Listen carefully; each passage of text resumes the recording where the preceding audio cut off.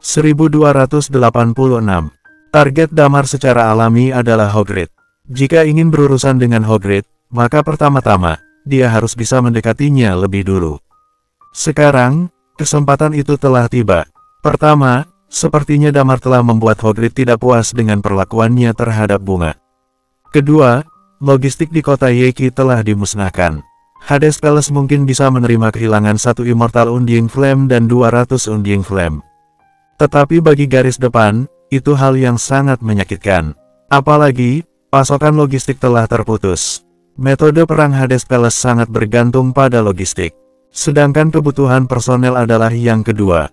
Yang paling utama adalah karena mereka membawa banyak sekali binatang buas. Binatang buas ini ditempatkan di pegunungan di mana mereka bisa mencari makanan sendiri, tetapi masih belum cukup. Makanan yang dikonsumsi binatang buas itu setiap harinya mencapai jumlah yang sangat besar. Jika pasokan logistik tidak mampu memenuhi kebutuhan garis depan, itu berarti selagi mereka belum berhasil menghancurkan kota musuh, dan pasokan logistik putus ketika kota musuh bertahan, maka garis depan pasti akan dikalahkan musuh. Mempertimbangkan kedua hal itu, Hogrid langsung mengeluarkan perintah agar Damar bergegas membawa semua bahan yang tersisa di gudang ke garis depan. Sesampainya di garis depan, Damar pun memiliki kesempatan untuk menindak Hogrid. Beberapa informasi mengenai Hogrid pun muncul di benaknya. Hogrid adalah sosok di era tetua bintang Fajar, yaitu generasi yang lebih tua dari Arlo dan Sun. Dia sangat berbakat, keluarganya pernah berjaya saat itu. Dia tinggal di satelit, dan mengendalikan sumber daya beberapa negara di Eternal Planet. Setelah ekspedisi utara Kaisar Gesa, Hogrid memimpin keluarganya untuk melawan. Namun, akibat cara yang digunakan keluarganya terlalu kejam, Kaisar Vas memerintahkan seluruh keluarganya dimusnahkan. Korban yang berjatuhan di keluarganya tak terhitung jumlahnya. Akhirnya Hogrid pun menghilang. Pada era Sun, Hogrid pernah muncul beberapa kali, tetapi tidak untuk waktu yang lama. Sedangkan nama karakteristiknya sangat istimewa, yaitu okulasi serangan. Ini adalah salah satu karakteristik yang sangat langka. Dia dapat memindahkan serangan atau bahaya yang dihadapinya kepada orang lain, termasuk cedera. Damar ingin menirunya, namun, masalah terbesar ada di karakteristiknya. Berbeda dengan dua orang yang dia tiru saat ini. Karakteristik Eskubi dan karakteristik Magma Munar memang sudah dimilikinya. Oleh karena itu berpura-pura menjadi mereka adalah hal mudah. Adapun karakteristik okulasi serangan, Damar tidak mengetahuinya dengan baik, bahkan dia belum pernah melihatnya. Jadi, akan sangat sulit untuk menirunya. Tentu saja, sebelum itu, dia harus bisa membunuh Hogrid secara diam-diam. Selain karakteristiknya yang langka, Hogrid juga sangat kuat. Dia menguasai teknik penakluk gunung dan memiliki kemampuan bertahan yang sangat hebat. Meski begitu, Damar tidak takut. Kalaupun dia tidak bisa berpura-pura menjadi Hogrid, bisa menghabisi peringkat ketiga kuil neraka Yama juga sudah merupakan kemenangan besar baginya. Mengingat-ingat informasi mengenai Hogrid di benaknya, mata Damar menatap bunga dan berbicara, "Oke. Kalau begitu, aku ingin melihat apa yang akan dilakukan Tuan Hogrid padaku. Apa mungkin, dia berani mengabaikan tujuan raja demi seorang wanita?" Kemudian, Damar menjilat bibirnya, "Bunga, kalau kamu tahu diri, datanglah ke kamarku malam ini setelah membersihkan dirimu. Layani aku sampai puas, maka kamu akan selamat. Jika aku tidak senang, maka aku akan membalas perbuatanmu telah mengirim Kubi untuk membunuhku." Bunga sangat marah mendengarnya. Dadanya naik turun menahan emosi. Dia menatap Munar sembari menggertakkan gigi. "Munar, kalau kamu punya keluhan, pergi dan kasih tahu Tuan Hogrid." Setelah berbicara, Bunga langsung berbalik dan berjalan keluar. Damar terkekeh, "Sebelum pergi, ingat untuk menyuruh orang memuat perbekalan. Selain itu, apa yang kukatakan masih berlaku." "Oh, ya, Tuan Hogrid bilang malam ini harus berangkat, kan? Kalau begitu, takutnya malam ini tidak bisa. Kalau sudah kamu pikirkan baik-baik, kamu bisa mencari dan melayaniku di dalam Maglevkar." Wajah cantik Bunga memerah ketika dia mendengar kata-kata tidak senonoh Damar dan berlari keluar dengan marah. Damar duduk kembali di kursinya. Melihat punggung Bunga, dia bergumam, "Tidak heran banyak orang yang rela menjadi gangster, rasanya memang sangat menyenangkan." Langit menjadi gelap perlahan. Ratusan Maglevkar berukuran besar terparkir di depan pintu rumah Grandmaster. Setiap Maglevkar diisi penuh dengan perbekalan, dan belasan pengawal berjaga di sisi setiap maglev car. Mereka harus bergegas ke garis depan. Itu berarti kota FR akan ditinggalkan. Mereka yang tadinya berjaga di sini juga akan bergegas ke garis depan bersama-sama. Setelah berpura-pura menjadi Munar, Damar menemukan bahwa jumlah pasukan Hades Palace sebenarnya amat besar. Di kota FR ada lebih dari 20.000 tingkat dewa yang berjaga. Itu belum termasuk orang-orang yang menyerang ke utara dari garis depan. Seusai membuat pengaturan, Damar naik ke maglev car. Ketika dia masuk ke dalam maglev car, dia melihat bunga yang berdiri di satu sisi dengan ekspresi dingin.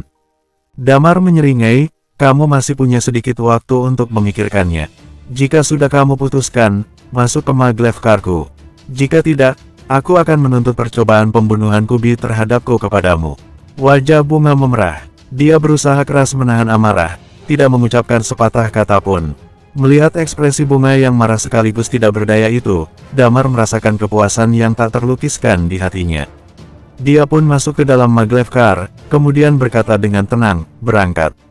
Segera, pasukan berjumlah 20.000 orang mengawal ratusan maglev car meninggalkan kota FR dengan perkasa menuju garis depan. Pada saat ini, Hogrid memimpin pasukan Hades Palace sedang menyerang sebuah kota yang bernama Kota Crescent. Kota ini adalah kota besar di bagian utara Eternal Planet, dan orang-orang yang berjaga di kota ini adalah Night Watcher. Iman memimpin 8 kesatrian Night Watcher dan 2.000 mutan, serta ratusan ribu Night Watcher berjaga di tempat ini. Selain itu, masih ada banyak petarung tingkat dewa yang dikirimkan oleh Driemo. Kota ini tidak memiliki petarung ulung sebelumnya, tetapi Iman mengandalkan strategi dan sejumlah Immortal Undying Flame untuk mempertahankannya. Sekarang, Tetua Bintang Fajar juga berjaga di kota ini. Orang-orang sudah tahu Tetua Bintang Fajar dan adalah musuh bebuyutan. Kedatangannya membuat Hogrid bersembunyi selama periode ini dan tidak berani muncul karena takut Tetua Bintang Fajar akan menemukannya dan mengirimnya ke jurang kematian. Selain itu, dia juga mendapatkan masalah besar. Setelah Guntur tiba di kota ini, dia menyebarkan wabah. Beberapa waktu belakangan ini, banyak pasukan Hogrid yang menyerah karena tidak kuat dan akhirnya meninggal. Binatang-binatang buas berkekuatan rendah juga tidak kuat menanggung wabah, serta banyak yang mati. Sedangkan binatang yang lebih kuat menjadi sakit. Hal yang sama terjadi pada tentara Hades Palace. Masing-masing dari mereka memakai peralatan pelindung diri seperti masker. Mereka bahkan tidak berani melepaskannya saat tidur sekalipun. Sungguh sengsara. Sebenarnya, saat bertarung, Guntur mampu menghadapi 10 damar sekaligus. Dia adalah senjata biokimia berjalan. Sepanjang jalan, Bunga jelas tidak berniat untuk datang dan melayani damar. Ratusan maglev car pun bergerak maju perlahan. Jarak antara kedua kota itu sebenarnya cukup jauh. Mereka masih harus melewati 2 pegunungan. Tentu saja, Bunga menguasai teknik mengendalikan binatang buas. Binatang-binatang buas di pegunungan ini tidak menyerang mereka sehingga perjalanan mereka sangat lancar. Namun, Damar sengaja berhenti beberapa kali di tengah jalan, dan sengaja berlama-lama. Setelah hampir mendekati fajar, mereka baru tiba di garis depan. Begitu tiba di garis depan, Damar terkesiap. Di depannya, ada kontainer yang tak terhitung jumlahnya dan sangat padat. Selain itu, juga terlihat kawanan binatang buas yang tak terlihat ujungnya. Akan tetapi, semua binatang buas ini kelihatan sakit-sakitan. Di kota di depan, ada mayat binatang dan manusia yang bergelimpangan. Tidak ada yang membersihkan jasad mereka. Lama-kelamaan, bau busuk bercampur dengan bau darah menyebar di daerah sekitar, membuat orang merasa sangat tidak nyaman. Damar berdiri di dalam mobil. Dia melihat pemandangan di depan, dan menghela napas perlahan. Seperti inikah peperangan di dunia ini? Gumamnya, bersambung. 1287. Peperangan mengakibatkan mayat bergelimpangan di mana-mana. Bau darah yang menyengat di udara membuat orang-orang merasa sangat tidak enak. Maglev car bergerak sangat lambat karena terhalang segerombolan besar binatang buas. Damar melihat sekelilingnya, dan mengerutkan kening saat mencium bau busuk yang menyengat di udara. Perang ini jauh lebih tragis daripada saat Ghost menyerbu bumi di masa lalu. Saat Ghost menyerang bumi, mereka melakukannya secara serentak di seluruh dunia. Ada banyak yang meninggal dan cedera. Tetapi, durasinya hanya beberapa hari saja. Ghost menundukkan penduduk bumi dengan cepat, jasad-jasad juga ditangani segera. Sedangkan peperangan di Eternal Planet, pihak-pihak yang terlibat terus bertarung sampai titik darah penghabisan. Pertempuran di kota ini telah berlangsung selama hampir 1 bulan. Kedua belah pihak belum juga ada yang mau menyerah. Hal ini mengakibatkan mayat-mayat binatang dan manusia yang tewas dalam pertempuran tidak ada yang menangani. Adapun tentang wabah yang menyebar, tidak ada lagi yang peduli. Lagi pula, ada seseorang dengan karakteristik wabah di pihak Night Watcher. Hal ini menyebabkan medan perang terlihat tragis. Kebanyakan orang yang datang dari bumi tidak menyukai perang. Namun di Eternal Planet, kedamaian adalah kemewahan yang tak terjangkau bagi orang biasa. Tanpa perang, mereka juga akan menghadapi serangan tanpa akhir dari binatang buas. Maglevkar bergerak maju perlahan. Damar melihat semua ini dalam diam. Perasaannya suram. Tentu saja, dia tidak punya banyak waktu untuk merenung karena dia harus terus berpura-pura menjadi Munar. Dia masih harus terus menyusup di Hades Palace, dan terus menghabisi para raja di Hades Palace. Hanya setelah mereka mati, perang mungkin bisa berakhir lebih awal. Adapun mengenai Eternal Planet, Damar tidak memiliki tanggung jawab maupun pemikiran untuk menyelamatkan semua orang. Selain itu, di bawah pemerintahan Riemo, sistem keadilan telah mulai diterapkan. Untuk penduduk Eternal Planet, kondisi saat ini sudah lebih baik dibanding dulu.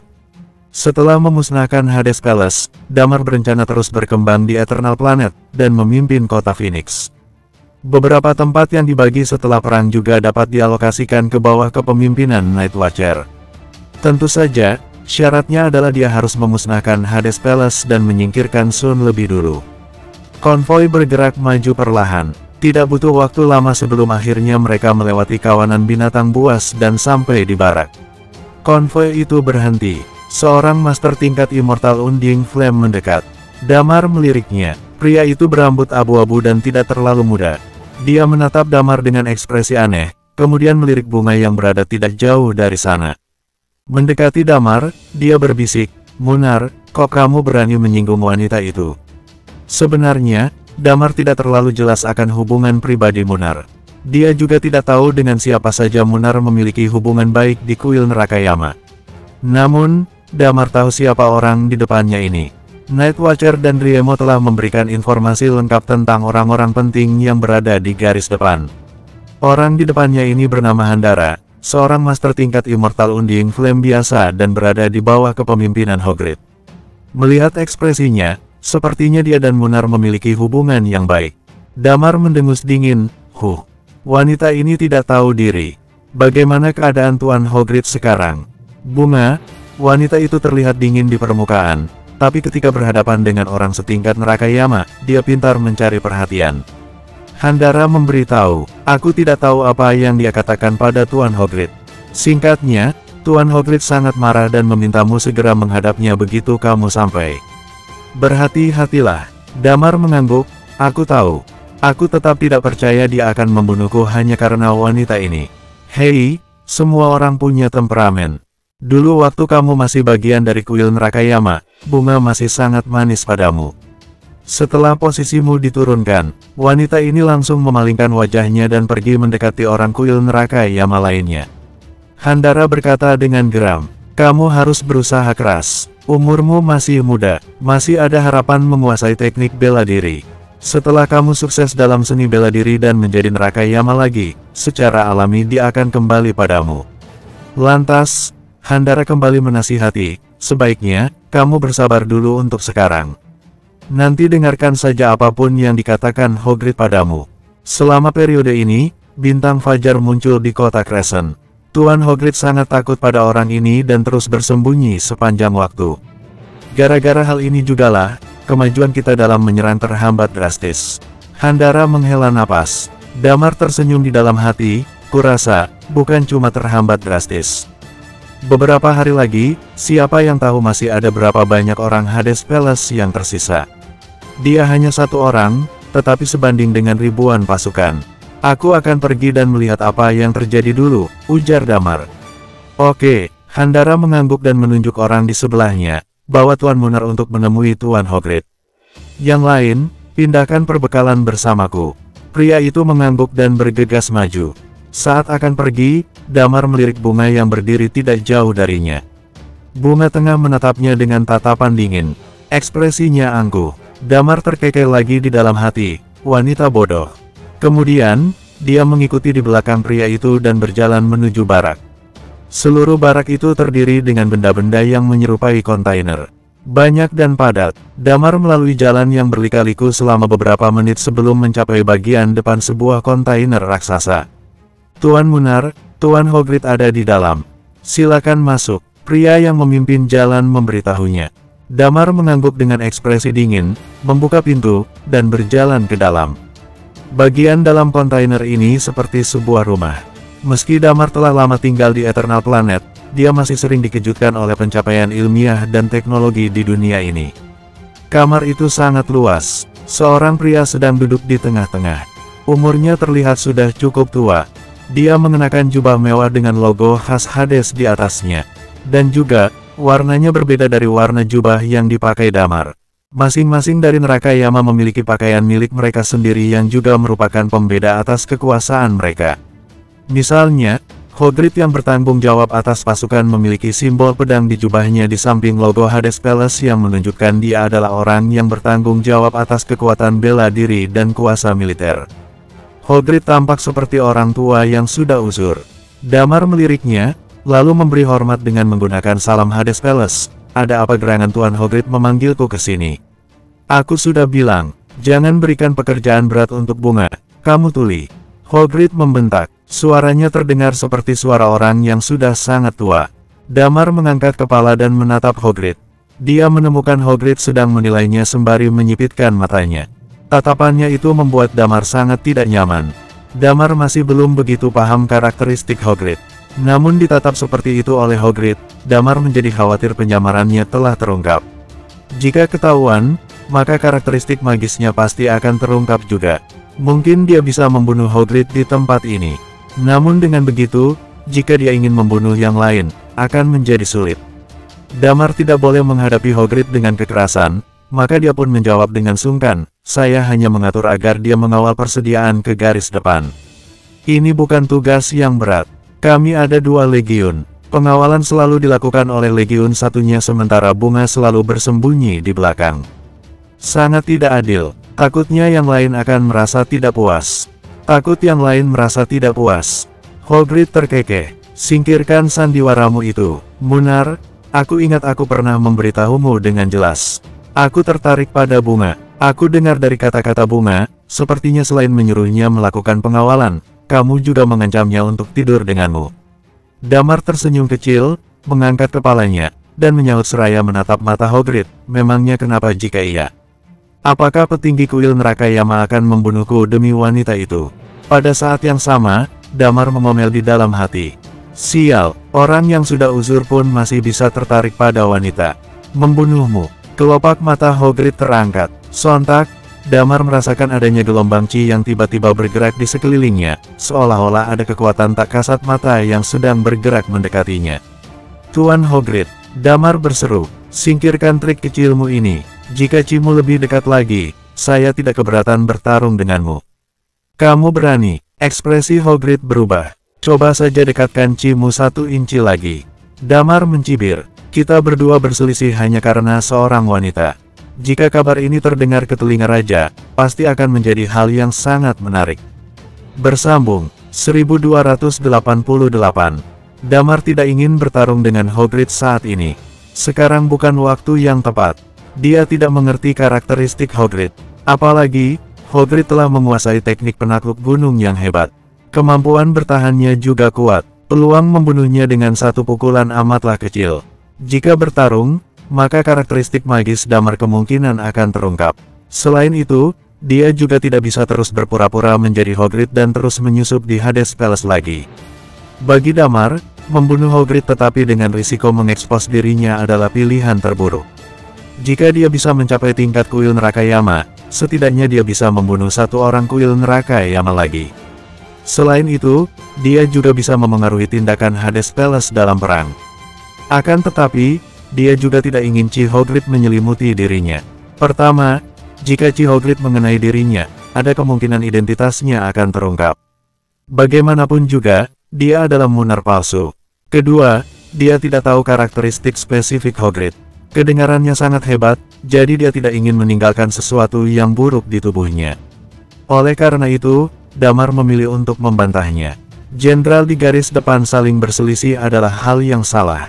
Jika sampai ke telinga Sun, tindakan mereka tidak dapat dibenarkan. Selain itu, takutnya pada saat itu, yang benar-benar akan mendapatkan masalah adalah Bunga. Mendengar ucapan Damar, mata Hagrid yang tadinya kelam tiba-tiba berkilat. Dia menatap Damar dan berkata, "Oh, iya." Lantas, dia kembali memaksakan Chi-nya ke arah Damar lagi. Pada saat ini, magma mulai mengalir di tubuh Damar. Pada saat yang sama, dia langsung menghunuskan pedang panjang di punggungnya. Pedang ini adalah pedang Munar.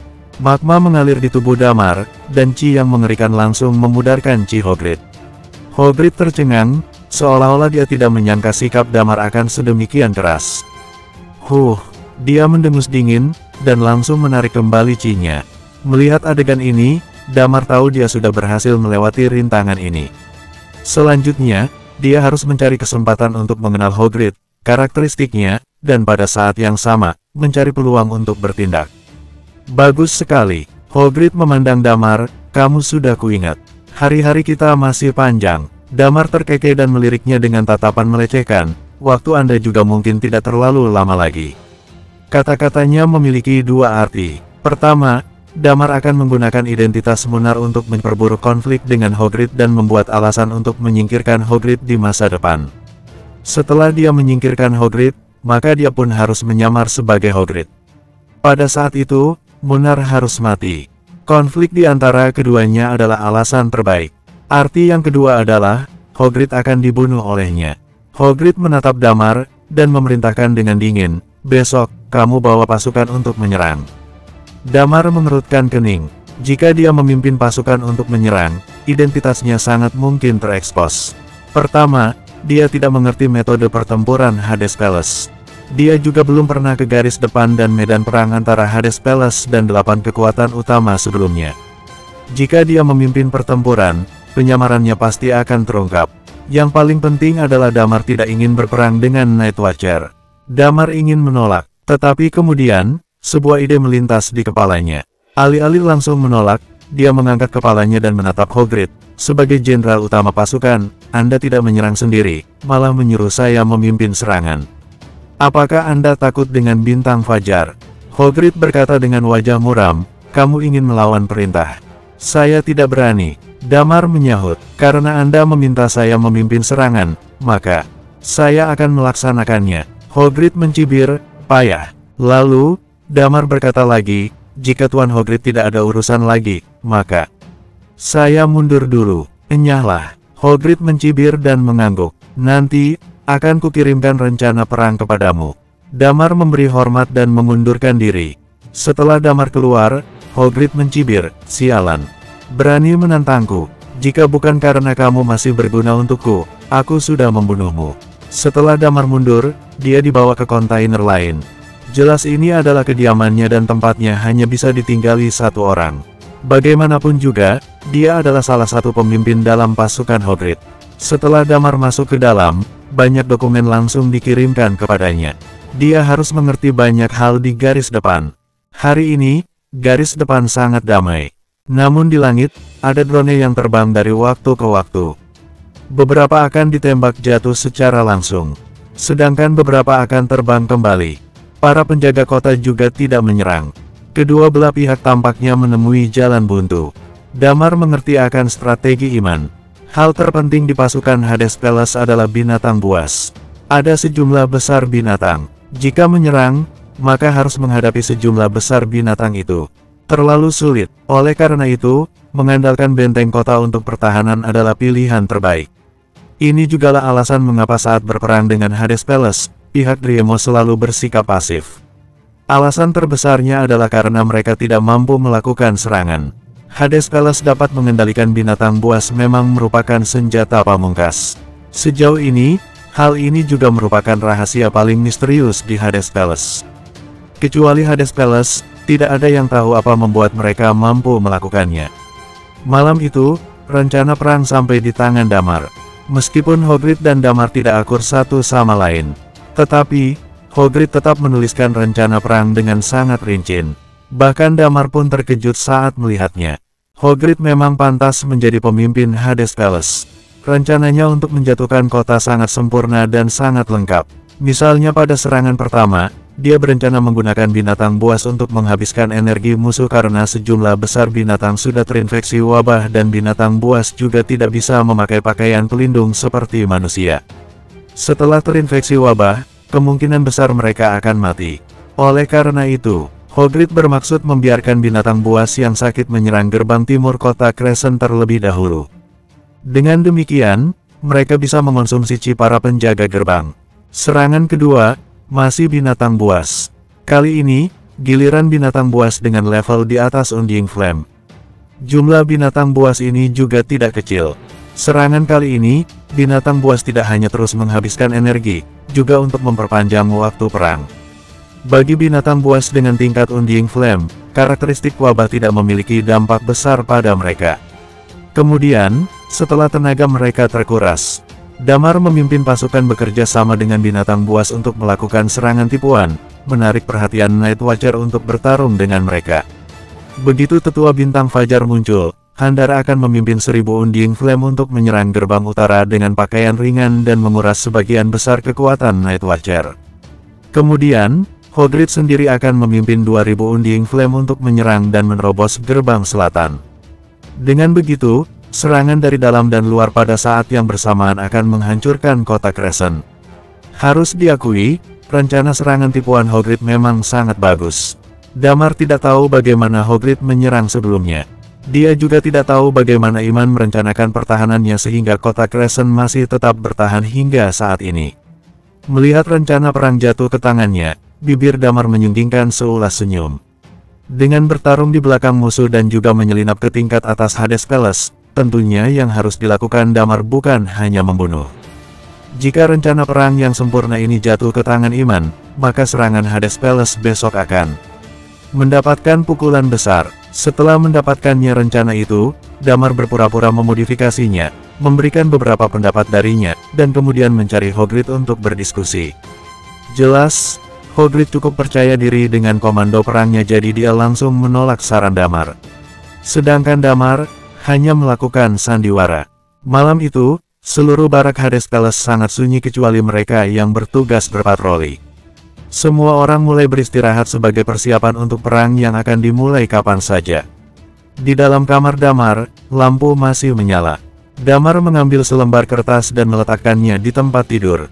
Dia mengerahkan karakteristik jiwanya. Setelah memastikan tidak ada orang di sekitar yang melihat, dia mengerahkan chi-nya untuk menyelimuti secarik kertas ini.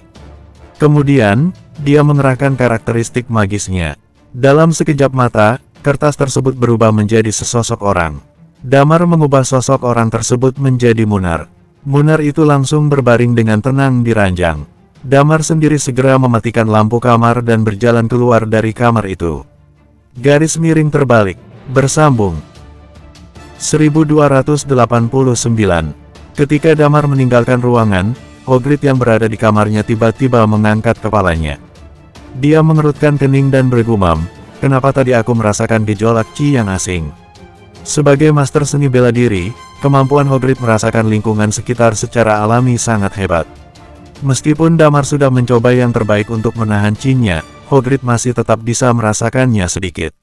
Namun, Hagrid tidak terlalu menggubrisnya. Pasukan Hades terlalu besar. Dia tidak mengerti karakteristik semua orang jadi itu hal yang normal. Damar berjalan menuju bagian luar barak dengan santai meski pengawalan Hades Palace sangat ketat mengandalkan karakteristik jiwanya. Tak lama kemudian, dengan lancar dia meninggalkan barak Hades Palace. Setelah keluar dari barak, dia melirik barak militer di belakangnya sekilas sebelum kecepatannya tiba-tiba meningkat. Bagaikan tiupan angin, dengan cepat dia bergerak ke arah kota Crescent. Pada saat yang sama, otot-ototnya berkedut dan dia kembali ke rupa aslinya. Di antara dua pihak yang sedang berperang, ada zona penyangga yang lebarnya lebih dari 10 km. Tempat ini juga adalah medan perang utama. Jarak yang sedikit ini tidak ada artinya bagi Damar. Dengan cepat dia mendekati kota Crescent. Setelah mendekat, dia tidak berani menggunakan komunikator untuk menghubungi orang di dalam karena khawatir ada alat pemantau yang dipasang. Jika ketahuan, akan sangat merepotkan. Dari bagian bawah kota Crescent, Damar melompat di dalam kegelapan, langsung mencapai bagian atas tembok kota. Orang yang bertanggung jawab untuk berpatroli di gerbang timur kota Crescent malam ini adalah Dewan. Untuk mencegah pasukan Hades Palace menyerang diam-diam di malam hari, mereka melakukan patroli di 4 gerbang kota. Selalu ada orang yang menjaga dan memantau setiap gerakan pasukan Hades Palace. Sebenarnya, Dewan dan yang lainnya sudah tahu Damar telah tiba di dekat kota Crescent. Setelah mendekat, nama komunikator akan otomatis menyala dan mengingatkan mereka. Namun, mereka semua tahu misi yang tengah dilakukan Damar, jadi tidak ada yang menghubunginya. Pada saat ini, tiba-tiba Dewan merasakan adanya Qi yang mengambang. Pupil matanya menyusut, dan dia langsung mengangkat senapan sniper dari belakang punggungnya. Pada saat yang sama, dia menoleh untuk melihat ke arah lain. Sontak, dia menemukan orang yang mengenakan kostum Hades Palace berdiri sembari menyeringai padanya. Damar, Dewan berseru dengan heran, "Kakakmu, kok kamu berpakaian seperti ini? Tidak ada waktu untuk bercerita sekarang. Bawa aku temui Pak Iman," sahut Damar. Dewan tidak berani menunda. Setelah berpesan kepada orang di sebelahnya, dia langsung membawa Damar berlari menuju kota. Di pusat komando di dalam kota, Iman tidak tidur. Ketika Damar tiba, dia menyadari Iman telah mencapai Immortal Undying Flame. Dunia bela diri di bumi saat ini secara umum bisa dibagi menjadi 2 era. Era saat ini adalah era kebangkitan Damar dan kelompok anak mudanya. Sebelum itu, adalah era Iman. Di saat lingkungan di bumi tidak cocok untuk berlatih, Iman menjadi pelopor. Iman kemudian dikenal sebagai sang tak terkalahkan. Bakatnya benar-benar tinggi. Pada waktu itu, meski lingkungan di bumi tidak begitu cocok untuk berlatih ilmu bela diri, Iman tetap bisa mencapai tingkat Undying Flame tidak peduli kondisi yang keras dan tubuh yang hampir mati. Hal ini membuktikan seberapa besar bakatnya. Sekarang bumi telah berubah. Iman sudah memiliki fondasi yang cukup untuk menembus Immortal Undying Flame. Damar dan yang lainnya tahu hal itu akan terjadi cepat atau lambat. Jika bukan karena usianya yang sudah terlalu tua, atau terlalu banyak potensi yang sudah terbuang, Damar merasa Iman bahkan bisa mencapai level Dewa Mabuk. Ketika Iman melihat Damar, dia pun terperanjat. Kok kamu bisa ada di sini? Lupakan saja, yang akan aku bicarakan sangat penting. Tolong minta semua orang keluar lebih dulu, kata Damar. Iman mengangguk. Setelah yang lain pergi dan hanya menyisakan Damar, Dewan, dan Iman di dalam ruangan, Iman pun bertanya, apakah kamu ingin memanggil yang lain? Tidak sempat, Damar berkata, setelah selesai bicara dengan kalian, aku harus segera kembali. Oke, katakan intinya, ujar Iman. Kalian pasti sudah tahu kami membentuk tim kecil. Lilia, Talia, Wendy pisah denganku. Aku bertindak secara terpisah. Mereka sudah membunuh 1 Immortal Undying Flame, kata Damar. Aku tahu, aku kira kalian bersama-sama. Kenapa ambil jalan berpisah? Iman mengerutkan kening. Pertempuran di belakang musuh seperti ini, yang paling penting adalah memastikan keselamatan.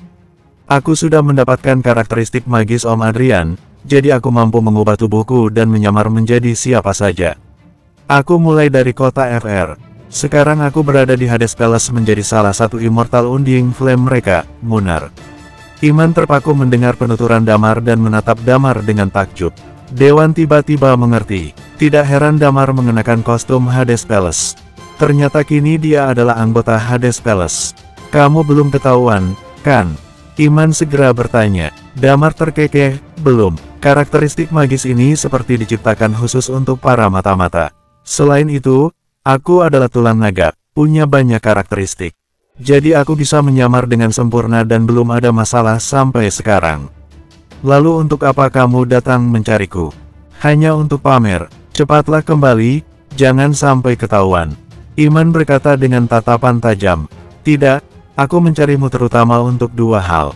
Damar menyahut. Pertama, Hogrid akan menyerang kota besok. Rencananya adalah... Damar menjelaskan rencana serangan Hogrid secara rinci. Setelah mendengarkannya, mata Iman berseri-seri. Bagus. Kita pasti bisa menghancurkan musuh besok. Lalu, apa hal kedua? Tanya Dewan. Kedua, aku ingin kalian bekerja sama denganku. Cari cara untuk membunuh Hogrid besok. Aku berencana menyamar menjadi dia. Damar berkata dengan sedikit kilat matanya. Kamu ingin menyamar menjadi salah satu dari kuil neraka Yama. Iman menarik napas dalam-dalam, tapi, banyak kebiasaannya yang kamu. Sudah kuamati dia selama 1 hari ini dan aku sudah mengerti karakternya sedikit banyak. Selain itu, aku juga tidak ingin menyamar menjadi dia selamanya. Aku berencana menggunakan identitasnya untuk mencari kesempatan menyingkirkan 1 orang kuat lagi, jelas Damar. Entah itu Balwin atau Tigreal, salah satu dari mereka, atau mencoba melihat apakah ada kemungkinan untuk menyingkirkan Sun sekalian. Bagaimana kamu ingin kami bekerja sama denganmu? Tanya Iman. Singkirkan sebagian besar orang berdasarkan rencana perang mereka. Kemudian, lepaskan beberapa orang untuk melarikan diri bersamaku dengan sengaja. Lalu, ketika Hogreed menyerang, tuntun dia masuk ke dalam kota dan bunuh dia di dalam. Terang Damar. Sekarang identitasku adalah Munar. Besok biarkan Dewan mengejar dan membunuhku. Aku akan berpura-pura mati. Setelah itu, aku akan mencari cara untuk kembali ke dalam kota, menghabisi Hogreed, kemudian memimpin pasukan keluar. Lanjut Damar. Mendengarkan rencana Damar, Iman berkata dengan mata berkilat, oke. Griemo hanya bisa bertahan saat menghadapi Hades Palace. Kawanan binatang buas Hades Palace sangat merepotkan. Besok, kita bekerja sama dari dalam dan luar. Mari kita berikan pelajaran yang bagus kepada Hades Palace. Damar balas tersenyum, kalian diskusi dan buatlah strategi untuk menghancurkan musuh besok berdasarkan rencana perang ini. Aku harus segera kembali. Jika pergi terlalu lama dan mereka curiga, itu akan jadi masalah. Berhati-hatilah, Iman berpesan. Dewan menatap Damar dengan cemas. Damar, bagaimana jika aku menembakmu sampai mati secara tidak sengaja? Kamu tidak bisa menukarnya dengan peluru biasa. Damar berkata, aku akan menggunakan karakteristik magis bekerja sama denganmu waktu itu. Oh, ya, benar. Dewan menggaruk kepalanya dengan canggung. Kalau begitu, hati-hati. Damar mengangguk, dan kemudian kembali ke barak Hades Palace secepatnya. Sementara itu di rumah Grandmaster di kota Yeki ketika Damar dan Iman sedang mendiskusikan bagaimana cara menghancurkan pasukan Hogreed dari Hades Palace. Sun mendarat perlahan-lahan di atap rumah Grandmaster yang porak-poranda dan melihat ke bawah untuk waktu yang lama. Dia menyentuh dagunya karena tidak melihat ada yang istimewa. Setelah berpikir cukup lama, tiba-tiba ekspresinya berubah dan meraih sebuah benda di suatu sudut. Sebuah jarum perak tipis muncul di tangannya. Jarum ini, sepertinya yang digunakan oleh istri Damar. Mata Sun bergerak-gerak. Saat berpartisipasi dalam pertempuran Toba kuno sebelumnya, Lilia menggunakan jarum perak untuk menyerang. Sun secara alami pernah melihatnya. Informasi mengatakan Damar dan kelompoknya terus berada di kota Phoenix. Tampaknya, ada masalah dengan informasi ini. Sun menundukkan kepalanya dan merenung sejenak. Tiba-tiba, matanya berbinar. Karakteristik magis. Adrian, teman lamaku, sepertinya kamu juga telah datang ke Eternal Planet. Terdengar tawa samar dari mulut Sun. Bersambung, 1290. Saat Sun tengah merenung, 2 sosok meluncur di udara dengan cepat. Kemudian, mereka juga mendarat di atas atap. Ketika melihat Sun, mereka berdua jelas terkejut dan berkata, mengapa Anda bisa datang kemari, Tuan? Sun menoleh, memandang Balwin dan Tigreal yang baru saja datang. Dia tersenyum kecil, aku sedang senggang. Aku mendengar laporan dari mata-mata Griemo, ada tim pembunuh yang memasuki bagian belakang Hades Palace. Aku merasa bosan, jadi aku datang untuk menemui mereka. Untuk apa kalian kemari? Kami telah berhasil merebut kota dan mendengar tentang apa yang terjadi di sini. Kami memutuskan untuk datang bersama dan melihat situasinya. Balwin berkata, apakah ada penemuan? Adrian ada di sini. Sun berkata dengan tenang. Mata Tigreal membelalak. Adrian adalah nama yang telah membuatnya takut selama bertahun-tahun. Adrian, sampai batas tertentu bisa disebut sebagai penguasa ketiga di bumi di eranya setelah Kaisar Vas dan Lady Phoenix. Setelah Kaisar Vas dan Lady Phoenix tewas dalam pertempuran, Adrian jugalah yang mengendalikan situasi. Pada saat itu, Adrian lebih dari sekadar mengerjai orang. Lagi pula, selain sangat suka mengerjai orang, dia masih dapat terus bergerak. Hal itu cukup membuktikan betapa kuatnya dia. Tigreal dan Balwin, keduanya adalah musuh lama Adrian. Mereka sudah berulang kali kalah di tangan Adrian. Oleh karena itu, mereka sangat takut pada Adrian. Tentu saja, dengan kehadiran Sun, mereka tidak lagi takut bahkan jika Adrian kembali. Aku telah melakukan perjalanan ke bumi berkali-kali selama beberapa tahun belakangan ini. Balwin terus tinggal di bumi selama ini untuk pemulihan. Aku telah bertarung dengan Adrian berulang kali. Setiap kali, penampilan fisiknya selalu berbeda. Tigreal berkata, karena bocah tua itu sudah datang ke Eternal Planet, aku akan membuatnya tidak bisa pulang lagi. Sun menggelengkan kepalanya. Jika tidak ada halangan, di sisinya seharusnya ada seseorang yang memiliki karakteristik telekinesis. Yang beraksi di sini seharusnya Damar dan kelompoknya. Oh, ya, Balwin mendelik dan berkata, Damar dan kelompoknya berani datang kemari sendirian. Dia sudah memberi kita cukup banyak kejutan. Jika ditambah Arlo, semakin lengkap. Sun berkomentar, bagaimana situasi belakangan ini? Logistik kota Yeki terputus, dan terpaksa mundur. Rute lain sudah mulai melancarkan serangan. Tigreal melaporkan, tapi Night Watcher dan Arlo juga sudah bergabung di medan perang. Kesulitan menjatuhkan kota-kota lainnya jadi bertambah besar. Tapi aku yakin, mengandalkan dua kota yang telah aku dan Balwin rebut, bukan masalah besar jika kita terus ekspansi ke utara. Setelahnya, hanya ada dataran. Kita bisa langsung menuju kutub utara. Balwin menambahkan, bagus. Sun menyahut, ayo, berangkat. Sebelum menuju kutub utara, mari kita bermain-main dengan Damar dan kelompoknya. Seru Sun sambil tersenyum. Sementara itu di sisi lain, dengan mengandalkan karakteristiknya, Damar berhasil kembali ke kamarnya. Sesampainya di kamar, Damar menjentikkan jarinya. Dia yang sedang berbaring di tempat tidur langsung berubah menjadi selembar kertas. Kemudian, Damar menggunakan karakteristik magis untuk berubah menjadi Munar, berbaring di tempat tidur, dan istirahat. Keesokan paginya, Damar membuka matanya dan mandi singkat. Dia berjalan keluar dari kamar. Baru berjalan sedikit, dia menemukan seluruh barak dipenuhi hawa mencekam. Terlihat keputusasaan dan ketakutan di wajah banyak orang. Mereka juga takut akan perang meski bukan mereka yang memprakarsai peperangan. Embusan angin bertiup di luar kota Crescent. Damar berjalan keluar barak, mengangkat kepalanya untuk memandang langit, dan bergumam, cuaca berangin. Jaring telah dipasang. Sekarang, tinggal menunggu Hogrit masuk perangkap. Salah satu dari kuil neraka Yama akan jatuh di tempat ini hari ini. Setelah matahari mulai terbit, pasukan Hades Palace sudah selesai membentuk barisan di sekitar. Hogrit berjalan keluar dari barak. Di tangannya, tergenggam sebilah pedang. Namun, dia tetap melakukan penyamaran dengan menutupi kepalanya dengan jubahnya. Kelihatannya berdebah ini benar-benar takut pada tetua bintang fajar. Dia berjalan lurus ke depan sampai ke hadapan Damar. Kamu sudah membaca rencana perang semalam? Sudah. Damar menjawab dengan tenang. Sekarang, kamu sudah bisa memimpin pasukan ke sana. Hogrit menginstruksikan. Ingat, gerakan pasukanmu harus terlihat besar. Handara, dengarkan perintah. Di sisi lain, Handara segera berlutut dengan satu kaki, hadir. Kamu bawa 5 legiun menuju gerbang utara untuk menghadapi mereka, dengarkan instruksi dariku. Ketika aku meluncurkan serangan, kamu langsung maju dan menyerang gerbang utara kota Crescent sesegera mungkin. Hogrit berkata dengan lantang. Handara mengangguk dan menyahut, siap, laksanakan. Hogrit terus-menerus mengeluarkan instruksi. Wibawanya seolah sedang memerintah sebuah negara. Setelah instruksi selesai diberikan, Hogrit berbicara dengan lantang, hari ini, kita harus merebut kota Crescent. Habisi sebanyak mungkin Night Watcher dengan tingkat Undying Flame hari ini. Sebetulnya, Hogrit tahu bahwa menjatuhkan kota Crescent sangatlah sulit. Alasan utama kota Crescent tidak juga dapat direbut untuk waktu yang lama adalah karena banyaknya jumlah ahli bela diri ulung para Night Watcher. 4 mutan tingkat Immortal Undying Flame, Winston, dan Iman.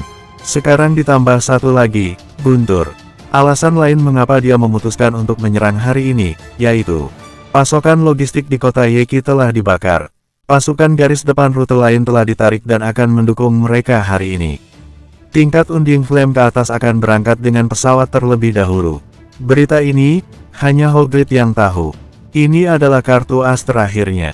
1 orang kuil neraka Yama lainnya dan 2 ahli bela diri di level Immortal Undying Flame akan bergabung. Dengan kekuatan tempur yang tinggi, pasukan mereka tidak lagi lemah. Selain itu, mereka juga memiliki banyak binatang buas serta banyak ahli bela diri tingkat Undying Flame yang akan bergabung di medan perang. Musuh akan dihancurkan. Ini adalah rahasia tingkat tinggi. Demi mencegah kebocoran informasi, dia tidak memberitahukan kepada siapapun, termasuk Damar. Setelah berbicara dengan lantang, Hogreed mulai memilih pasukan. Dia memilih 2000 ahli bela diri tingkat Undying Flame dan mulai berjalan memutar ke arah gerbang selatan kota. Tidak lama kemudian, suara Hogreed terdengar dari komunikator yang terpasang di telinga Damar. "Munar, kamu sudah bisa melancarkan serangan." Damar menghela napas, lalu meraung keras, "Maju." Suaranya menyebar, kerumunan yang padat mulai berkumpul. Setiap tim beranggotakan 10 orang, membentuk formasi, dan berjalan menuju gerbang timur kota Crescent. Serang. Setelah mencari posisi tertentu, Damar memerintahkan dengan suara rendah. Serangan pertama dilakukan oleh binatang buas. Tiupan seruling bergema di seluruh medan perang. Mengikuti suara seruling, kawanan binatang buas yang luar biasa jumlahnya seolah menutupi langit dan matahari. Mereka mulai berlari untuk menyerang kota Crescent. Di atas gerbang timur, Guntur menarik napas dan terkesiap saat melihat kawanan binatang buas yang luar biasa jumlahnya di bawah. Dia telah berperang selama beberapa hari, namun adegan ini tetap membuatnya tercengang. Perang di Eternal Planet benar-benar menakutkan. Jumlah pasukan musuh yang jumlahnya mencapai ratusan ribu bahkan jutaan orang, beserta binatang buas yang tak terhitung jumlahnya itu membuat kulit kepalanya mata rasa. Di sampingnya, mata Dewan sedikit menyipit.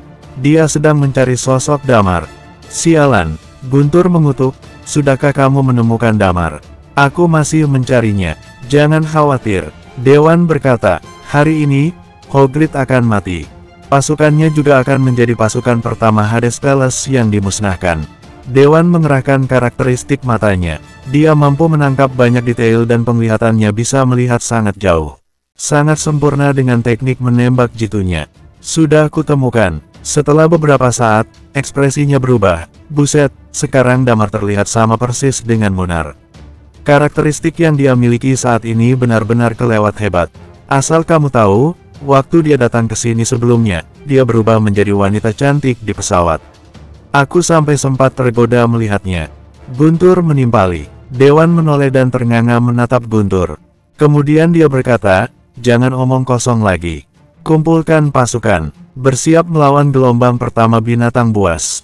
Kita harus menahan binatang buas ini supaya bisa membunuh yang lain." Guntur mengangguk. Dia berdiri di tembok kota dengan tombak di tangannya. Raksasa juga telah berdiri di atas tembok kota dan Muci duduk di bahunya. "Cici, nanti setelah kuberikan perintah, kamu panggil semua mutan untuk turun dan habisi mereka." Dewan menginstruksikan. "Oke," Muci menyahut penuh semangat. Sembari mendengarkan Guntur, dia menghunuskan belati dari belakang punggungnya. Namun, Guntur masih menunggu, menyebabkan Muci yang sudah mengangkat gagang belatinya beberapa kali meletakkannya kembali. Muci jengkel. Ini membuatnya terlihat sedikit konyol. Bersambung. 1291. Akhirnya, di detik-detik tertentu, Guntur mengacungkan tombaknya hingga melesat ke langit sambil berteriak, "Saudara-saudaraku, inilah saatnya kita melakukan serangan pada orang-orang Hades Palace yang sudah membuat kekacauan." Di bawah aturan Hades Palace, ini adalah sebuah masa kegelapan dari Eternal Planet. Night Watcher tidak pernah menjadi pengecut. Di belakangnya, ada 100.000 Night Watcher. Selain itu, ada beberapa pasukan dari seluruh Driemo. Begitu melihat mobilisasi Guntur, pasukan itu tampak tercengang. Mobilisasi semacam ini tidak terbanyak digunakan di dalam dunia mereka. Namun, peperangan pun segera pecah begitu mendengar satu perintah. Karena semua orang tahu bahwa yang menentukan kemenangan atau kekalahan dari medan perang bukanlah mereka, tetapi pemimpin-pemimpin hebat mereka. Namun saat ini, Guntur masih belum bergerak. Dari tubuhnya, menguar aura yang sangat mengerikan. Kita harus menangkis kekacauan di Hades Palace hingga mereka tidak bisa lagi kabur ke utara. Aku tahu, kalian semua pasti merasa khawatir. Aku juga merasa sedikit takut. Meskipun kita tidak bisa memperhitungkan ada berapa orang di dalam kegelapan itu, tetapi, kita harus tetap bertarung. Kita harus bertarung. Teriakan itu terdengar seperti sebuah gong, yang disertai dengan aliran energi murni, yang beriak hingga ke seluruh area itu. Begitu kota ini hancur, kita akan terperangkap di bawah perintah Hades Palace. Mereka akan memaksa kita untuk meminum ramuan itu, agar kita menjual jiwa kita dan menjadi anjing mereka. Istri kita, anak-anak kita, dan keluarga kita sudah juga akan dihancurkan oleh mereka. Kampung halaman kita akan berubah menjadi tanah rata. Itu adalah aturan Hades Palace. Di masa kegelapan, yang kita lindungi bukan hanya diri kita sendiri, tetapi masih ada keluarga kita, dan juga semua orang yang masih bernapas. Begitu mengatakannya, tombak di tangan Guntur kembali terarah ke langit. Kling, kling, kling. Pedang yang tak terhitung jumlahnya ditarik keluar. Di bawahnya, ada 100.000 Night Watcher yang mengeluarkan pedang di tangan mereka secara bersamaan. Saat ini, darah di dalam orang-orang Riemo sudah mendidih. Banyak dari mereka ikut mengeluarkan senjata mereka seperti para Night Watcher, lalu mengangkatnya tinggi-tinggi ke langit. Selain itu, Muci juga merasa bersemangat. Dia pun ikut mengeluarkan belati dari balik punggungnya. Saat ini, Guntur membuka matanya lebar-lebar dan berteriak dengan keras, demi semua orang yang masih bernapas. Pantang mundur dalam perang, pantang mundur dalam perang, pantang mundur dalam perang. Semua orang mulai berteriak dengan serempak. Mereka mengulangi kata-kata penyemangat itu berkali-kali. Begitu teriakan itu menggema, Guntur meraung keras, ahli bela diri yang berada di atas level dewa, ikuti aku. Serang, serang. Muci juga ikut berteriak keras. Di tempat terpencil, Damar, sebagai penguasa, tidak segera berpartisipasi dalam perang. Pertama kali dia berpartisipasi dalam peperangan adalah berada dalam perang melawan kawanan binatang buas. Sebagian besar binatang itu terinfeksi wabah yang mematikan. Ditambah lagi, binatang buas itu berada di atas level Undying Flame dan dalam serangan putaran kedua. Saat ini, dalam menghadapi binatang buas ini, 2000 mutan dengan level peak Undying Flame cukup merasa kesulitan untuk menangani mereka. Dar, tembok kota itu mulai bergetar. Banyak binatang buas yang mulai berjatuhan. Guntur memimpin pasukan. Dia menjentikan tombak panjang di tangannya dan membunuh 2000 Undying Flame secara langsung. Di saat yang sama, para Night Watcher dan pasukan Riemo, serta pada ahli bela diri di atas tingkat dewa juga terus membunuh musuh. Di atas tembok kota, Dewan menjilati bibirnya sambil mengangkat senapan sniper di tangannya. Dia melirik Muci dan pria besar di sebelahnya, lalu menyeringai dan berkata, "Cici, coba aku mau lihat. Bisakah kamu membunuh Immortal Undying Flame dengan senjata ini?" "Bisa," kata Muci dengan riang. Dewan lalu mengangkat senjatanya dan mengarahkannya ke binatang besar di bawah. Binatang itu tampak seperti ular piton raksasa, dengan mulut terbuka lebar dan sekujur tubuhnya memancarkan aura yang mengerikan. Saat ini, dia berada di belakang dan tidak naik. Binatang buas dengan level Undying Flame digunakan untuk serangan kedua. Dia juga adalah salah satu dari dua binatang Immortal Undying Flame dalam kelompok musuh. Dewan terus menghitung. Pada waktu yang tepat, dia segera menarik pelatutnya.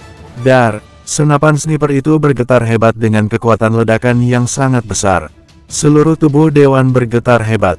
Lalu, dengan cepat dia kembali menarik pelatutnya, membidik, dan menembak kembali. Dar, 4-5 tembakan dilepaskan secara beruntun. Di tempat yang jauh, Damar berada di belakangnya. Ada banyak sekali pasukan Hades Palace yang tak terhitung jumlahnya. Tetapi, orang-orang ini masih belum menyerang. Di putaran pertama, serangan yang diluncurkan adalah binatang buas yang ditujukan untuk menahan kekuatan utama Night Watcher. Tetapi kenyataannya, semua orang dari 8 ksatria Night Watcher tidak ke arah sana. 8 ksatria Night Watcher semuanya berada di gerbang utara dan saat ini bergerak ke arah gerbang selatan. Banyak penduduk yang tinggal di sana. Semuanya sudah dievakuasi dalam semalam. Kini, gerbang selatan sudah dalam keadaan kosong, dan mereka yang menyerang gerbang utara akan dihancurkan. Perang pun pecah. Damar menyipitkan matanya dan melihat ke kejauhan. Pupil matanya menyusut. Dia menemukan bahwa ular raksasa itu sudah bergerak maju. Setiap peluru Muci mengenai tubuh ular itu di titik yang sama. Begitu mengenai kulit ular piton raksasa itu, peluru senjata Muci langsung meledak. 5 ledakan terdengar berturut-turut. Piton raksasa itu meledak dari kepalanya dan langsung jatuh ke tanah. Mungkin karena rasa sakit yang luar biasa dia tidak langsung mati awalnya. Tubuhnya terus berayun-ayun, membuat darahnya muncrat kemana-mana. Seiring dengan tubuh piton raksasa yang berayun, banyak binatang buas di sekitarnya juga terkena imbasnya. Sebagian besar dari mereka mulai jatuh di tanah. Di sisi penjaga kota, Dewan yang sedari tadi menonton pertunjukan itu kini penuh dengan kekuatan yang sangat kuat. Apa ini dewan yang sekarang? Damar bergumam dalam hati. Meskipun itu adalah seekor ular piton, tetapi ini sudah membuktikan bahwa dewan yang sekarang memiliki kekuatan immortal Undying Flame. Kalau Damar harus menyebutkan seseorang yang dia kagumi di antara para Night Watcher, pasti Dewan adalah salah satunya. Dewan memiliki bakat seni bela diri terbaik. Di antara tim 11.762, bakat bela diri Dewan adalah yang paling lemah. Tetapi, demi menebus ketertinggalannya, dia mulai berlatih senapan sniper. Kemudian, Dewan berhasil menjadi God of Sniper dengan mengandalkan kemampuan menembak jarak jauhnya. Ketika untuk pertama kalinya pasukan pergi ke Eternal Planet, Dewan juga turut serta. Hal itu juga terlampau aneh. Awalnya, kemampuan Chris dan teman-temannya jauh melampaui kemampuan Dewan. Tetapi, karena mereka melewatkan peluang setelah mengikuti Damar, kekuatan itu akhirnya diambil alih oleh Dewan. Tentu saja, ini juga ada hubungannya dengan penolakan Chris dan yang lainnya untuk menggunakan jarum keberuntungan. Tetapi ini adalah Dewan. Dia adalah pria yang selamanya akan menjadi seseorang yang bertangan dingin. Perang terus berlanjut, disertai dengan teriakan dan auman binatang buas yang menggema di telinga semua orang. Sekitar setengah jam sudah berlalu. Tiba-tiba terdengar suara yang masuk ke telinga Damar, lancarkan serangan putaran kedua. Di putaran kedua, binatang buas Undying Flame yang awalnya hanya ditempatkan di tengah, juga mulai bergerak ke depan. Saat ini, Dewan yang berada di atas memperhatikan pemandangan itu. Dia, yang sudah hafal dengan rencana pertempuran lawan, menghela napas berat. Guntur, mundur dulu. Guntur dontak mengangguk dan berteriak, mundur. Saat ini, kengerian mutan sudah muncul. Muci berusaha mengendalikan mereka dan segera bergerak mundur. Hal yang sama berlaku untuk para Night Watcher. Dengan perintah Guntur, semua pasukan Night Watcher mundur dari tembok kota. Mereka berencana untuk mengandalkan tembok kota untuk bertahan dan mengurangi korban seminimal mungkin. Perang tragis itu terus berlangsung. Tak lama kemudian, suara Hogrit bergema dari belakang telinga Damar. Munar, luncurkan serangan menyeluruh. Di saat yang bersamaan, bunuh semua orang di gerbang utara. Setengah jam lagi aku akan menyerang gerbang selatan. Hogrit menghindar ke tempat yang jauh. Mereka semua berada di level Undying Flame, dengan mobilitas yang sangat tinggi. Jadi, dengan menghindar dulu, dia bisa bersembunyi dengan lebih baik. Tetapi, Damar tidak memberikan perintah untuk menyerang. Begitu mendengar ucapan Hogrit, dia hanya tersenyum menghina. Semuanya berjalan sesuai rencana. Gumam Damar dalam hati, Tuan Munar, kita masih belum menyerang. Di belakang Damar, seseorang bertanya sambil mengerutkan keningnya. Tenang saja, biarkan peluru mereka berterbangan sebentar saja, ujar Damar sambil tersenyum. Seketika, orang itu tercengang. Dia sama sekali tidak paham maksud ucapan Damar. Tentang gerbang utara, Handara segera memimpin pasukan menuju gerbang utara. Mereka baru saja bergegas menuju depan gerbang kota, tetapi tiba-tiba mendapati sekeliling gerbang kota tampak aneh. Satu demi satu sosok-sosok itu mulai melompat turun dari atas gerbang. Tetua Bintang Fajar, Winston, 4 mutan yang dengan Immortal Undying Flame, Iman Armada, semuanya ada di sini. Dari mereka yang turun, tak ada seorang pun yang berada di bawah level peak Undying Flame. Bersambung, 1292. Serang, Iman meraung keras dan bergegas keluar dari tembok kota. Handara ketakutan hingga hampir kencing di celana. Dia baru saja ingin berteriak keras untuk mengatakan sesuatu. Tetapi tiba-tiba, dia menyadari aura nyata yang menyelimutinya, dan di saat yang sama, terdengar suara di samping telinganya, "Aku memberkati kalian." Semua orang bisa bebas berbicara. Energi yang kemarahan menyelimuti semua orang, membuat Iman merasa bahwa sesuatu yang mengerikan telah terjadi. Pada saat ini, di seluruh gerbang utara, semua orang, totalnya hampir 3000 Undying Flame, saat ini terasa sangat sunyi. Berkat yang asal dia ucapkan justru membuat Iman tak bisa berkata-kata. Bintang Fajar justru merasa sangat puas. Dia tiba di hadapan Handara dalam sekejap. Senyum singkat muncul di wajahnya dan kemarahan yang mengerikan langsung menyelimuti sekujur tubuhnya. Handara hanyalah seorang Immortal Undying Flame biasa. Mana mungkin dia punya kesempatan untuk menghadapi Bintang Fajar.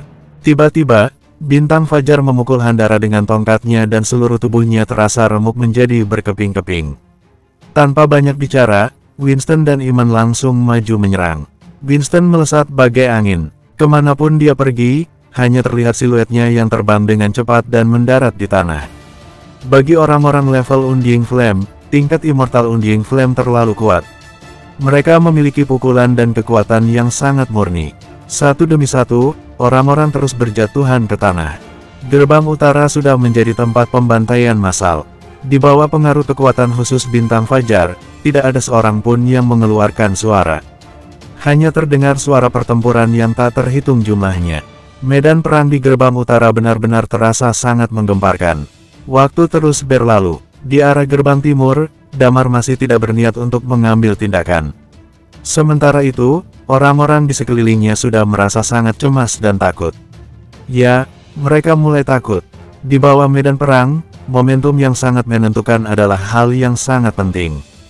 Kekuatan tempur dan keberanian yang ditunjukkan oleh Night Watcher benar-benar membuat mereka ketakutan.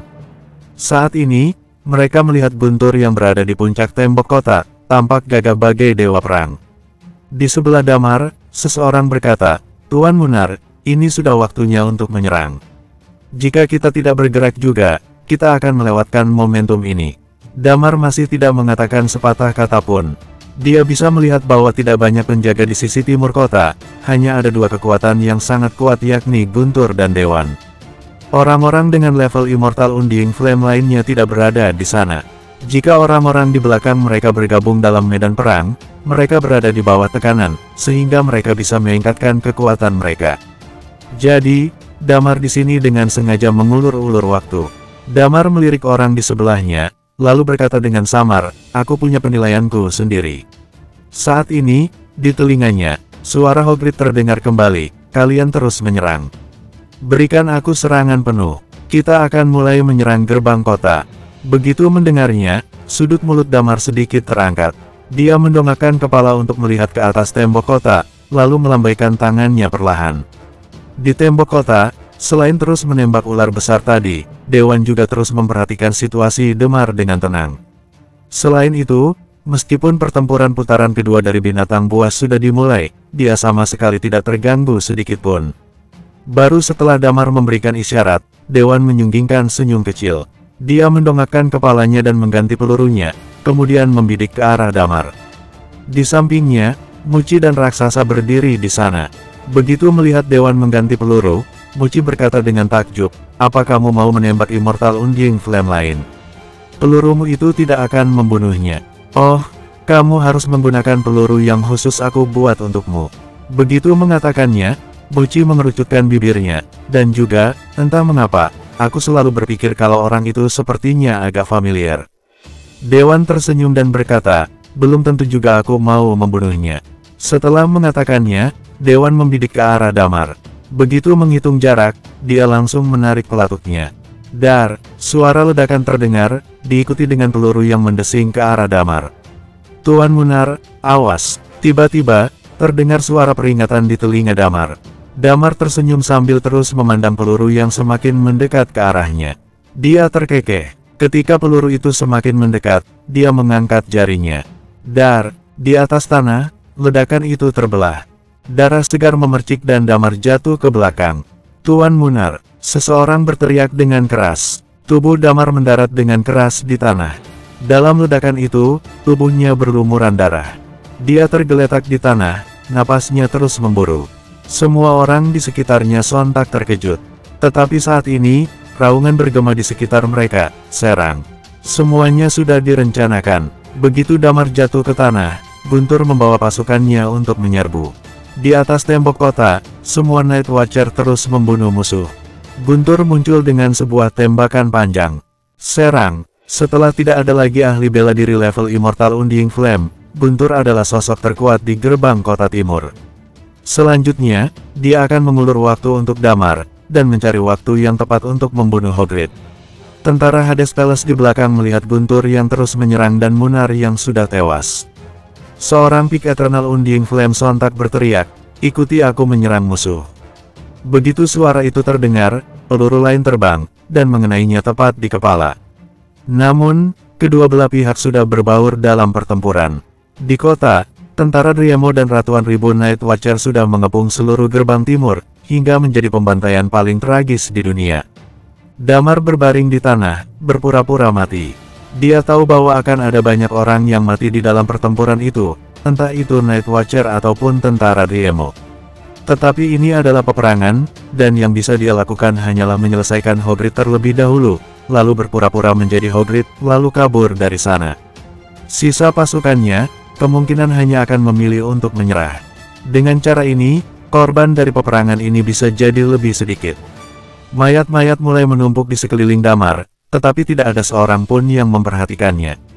Saat ini, tidak ada yang memperhatikan bahwa tubuh Munnar yang berbaring di tanah tiba-tiba saja membuka matanya. Karakteristik angin Damar langsung menguar. Dia seperti angin, terus bergerak di antara kerumunan. Setelah mencapai bagian belakang, Damar langsung pergi ke gerbang selatan.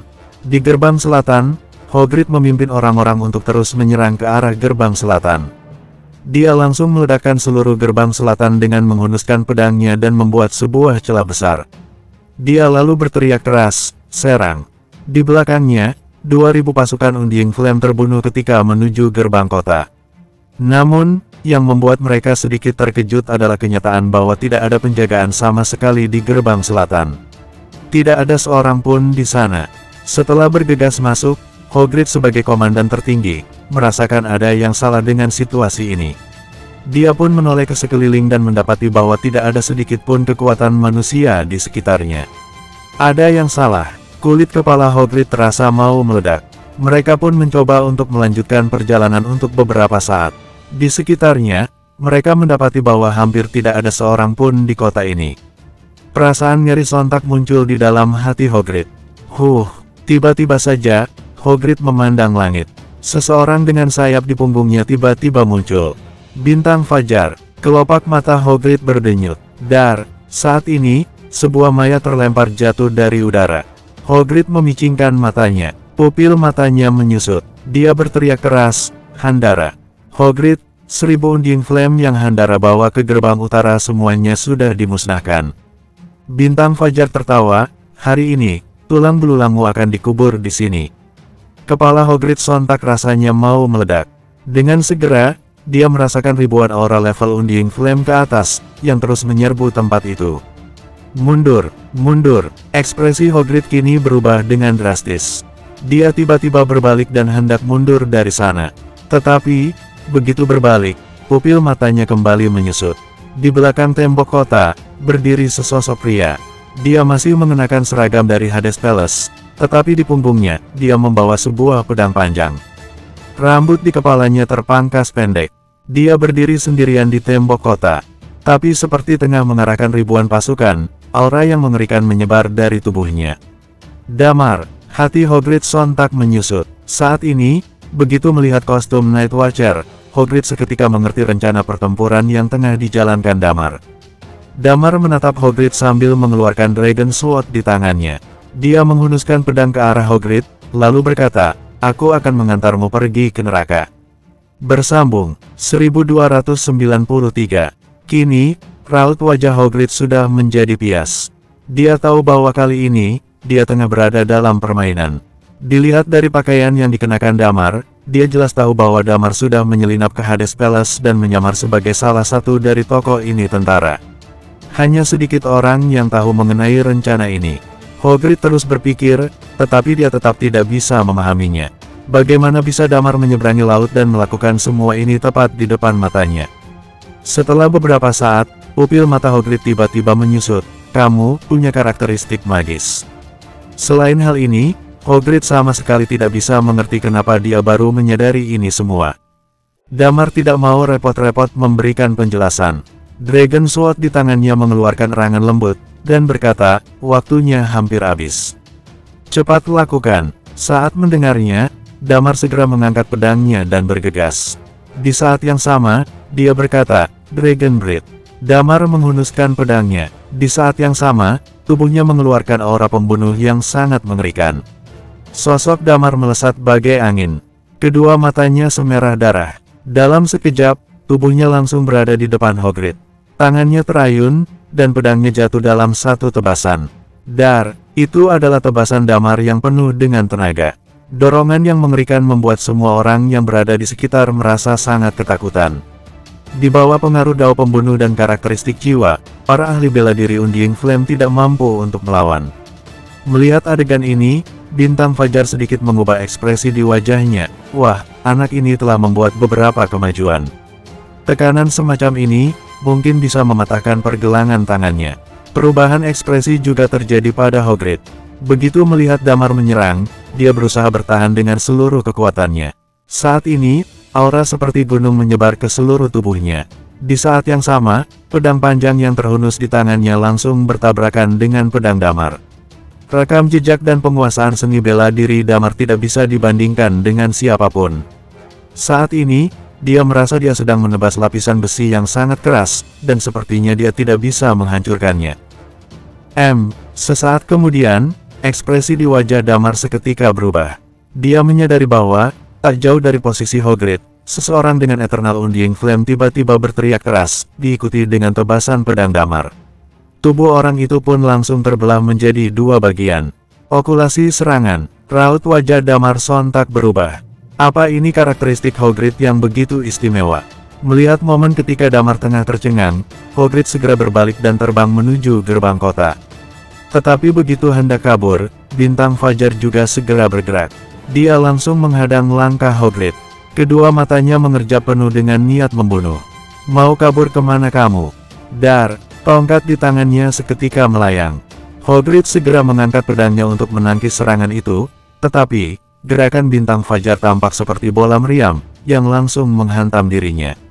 Bintang Fajar lalu berteriak, Damar, selesaikan dulu yang lainnya. Dengan karakteristik istimewa yang dimiliki anjing ini, semua orang yang berada di bawah Undying Flame mungkin akan dalam bahaya. Jadi, aku akan menahannya. Kalian semua bunuh sisanya. Damar mengangguk pasti, baik. Setelah mengatakannya, aura kemarahan yang kuat langsung melonjak dari tubuh Damar. Dao pembunuh dan karakteristik jiwa yang menguar dari tubuhnya langsung menyelimuti 2000 orang dari pasukan lawan. Serang! Iman mengarahkan pedang binasa merah ke bawah. Sementara itu, Winston sudah bergerak secepat angin menuju ke bawah. Hogred adalah satu-satunya Immortal Undying Flame di antara ribuan orang ini. Di saat dirinya ditahan oleh Bintang Fajar, orang-orang yang lainnya sudah terpengaruh oleh dao pembunuh dan karakteristik jiwa milik Damar yang sangat kuat. Saat ini, seluruh medan perang sudah berubah menjadi area pembantaian yang sangat besar. Para penguasa Hades Palace jauh ke tanah satu persatu. Sorot mata Hogred tampak putus asa. Dengan sisa kekuatannya, dia terus bertarung dengan Bintang Fajar, Hades Palace, kuil neraka Yama, dan para tentara. Tentara yang dia kendalikan kemungkinan besar akan hancur dan menyatu dengan tanah oleh para Night Watcher. Saat ini, Hogred tidak bisa lagi terlalu memedulikan mereka. Kini, dia hanya memikirkan cara untuk melarikan diri. Pada saat ini, seluruh gerbang selatan sudah menjadi rumah jagal bagi semua pendukung Hades Palace. Jeritan demi jeritan terus bergema di sana. Di saat yang sama, di medan perang di atas gerbang timur, kedua mata Guntur tampak memerah. Tubuhnya mengeluarkan aura yang luar biasa. Tombak di tangannya terus menusuk berulang kali. Saat ini, setiap gerakannya terlihat sangat anggun. Tak ada seorang pun di gerbang timur yang bisa menandinginya. Setiap kali dia mengayunkan senjatanya, beberapa orang jatuh sekaligus, dengan kondisi bersimbah darah. Seluruh gerbang kota timur benar-benar menjadi tempat pembantaian untuk ratusan ribu orang dan banyak binatang buas. Kedua pihak terus-menerus berbenturan. Dewan terus menarik pelatuknya di atas tembok kota, dan sudah ada selongsong peluru di tanah. Tentara Hades Palace terus dipukul mundur oleh Guntur. Wush! Tiba-tiba, ada suara yang datang dari langit, dan Guntur terus menebas orang-orang di sekitarnya. Di saat yang sama, dia mendongakkan kepalanya dan melihat ke arah langit. Begitu melihatnya, raut wajah Guntur seketika berubah. Ribuan pesawat tiba-tiba muncul di langit. Di atas pesawat itu, terlihat ada simbol dari Hades Palace. Pesawat itu satu persatu menukik turun, membuat suara dengungan menjadi semakin keras. Apa yang terjadi? Ekspresi di wajah Guntur sudah sepenuhnya berubah. Karena dia mengenakan komunikator, otomatis Dewan juga bisa mendengar suara dengungan pesawat. Suara Dewan tiba-tiba terdengar, Aku tidak tahu. Aku tidak tahu apa yang terjadi. Di dalam rencana pertempuran yang diberikan Damar, tidak ada informasi mengenai hal ini.